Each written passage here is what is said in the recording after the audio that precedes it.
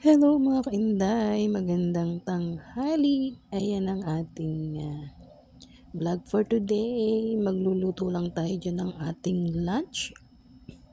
Siyempre, ang ating lunch for today ay nilagang veggies na may pork charot.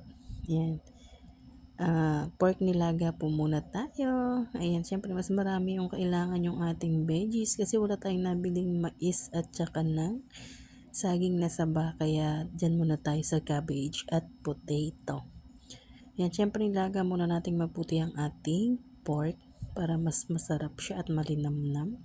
Then nilagyan natin yan ng pork cubes pa rin, and then ang ating mga pampalasa. Yan. Kailangan nating palambuting mabuti ang ating pork mga kainday. Kaya mekos pa rin tayo. Yan, at the same time, nilagyan na rin natin ang ating cabbage at ang ating potato. Palalambutin natin yan. Yan. Hindi naman masyadong malambot. Kailangan medyo crunchy pa rin yung ating cabbage. Ayan.